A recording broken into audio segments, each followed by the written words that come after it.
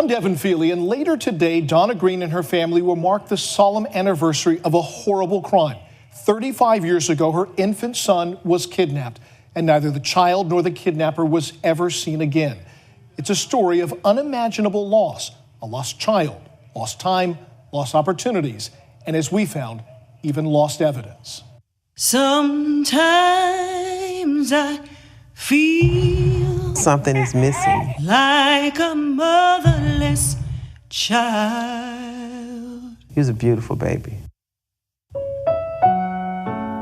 Donna Green doesn't have a single photograph of her son Raymond, but there are things a mother always remembers. He had a beautiful smile, as well as days they will never forget. November 1st, 1978, 16-year-old Donna Green gave birth to her son Raymond. I held him, and it was just amazing. Like, he was my first boy. Precious, fleeting moments between a mother and son. At the hospital's maternity ward, Donna was befriended by a woman calling herself Lisa Morris. She wasn't who she said she was. Morris claimed to be visiting her sister, who, like Donna, she said, was a new mom. A simple story that hid sinister intentions. All the information that she gave me was false information. Donna says that Morris showed up unexpectedly at her apartment in southwest Atlanta a day after she was discharged from the hospital. During her visit, Donna says she went upstairs to take a quick shower, leaving her infant son with her brother and with Morris, who had offered to stick around until she came back. But when she came downstairs, her brother had fallen asleep, and Morris and the baby were gone.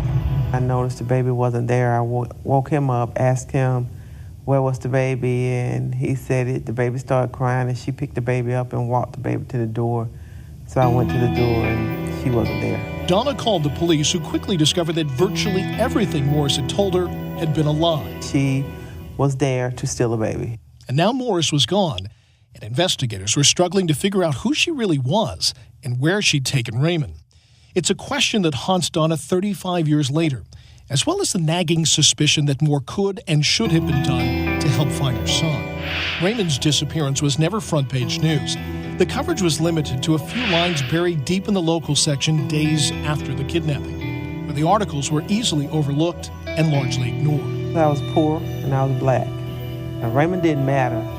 I didn't matter. It happened, and that was it.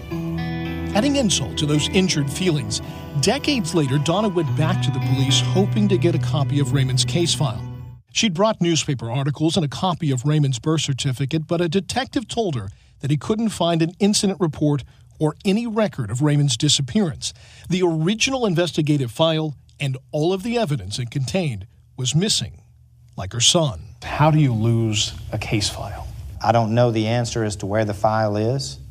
All I can say is that the agency's file retention has changed significantly since those days. Lieutenant Paul Garucci concedes that lost case file forced his department to start from scratch, to launch a brand new investigation into a decades-old crime. Donna has never stopped looking for Raymond, knowing that the infant she lost years ago would be a 35-year-old man today. It is a part of me that's going to always be out there looking and searching and seeking for him. Donna says the stories about children found months or years after they first went missing nourishes the one thing she has managed to never lose: hope. Every time somebody's found, I think that just brings him closer to coming home. I believe one of these days he will be home, and I think it's going to be soon. I believe that.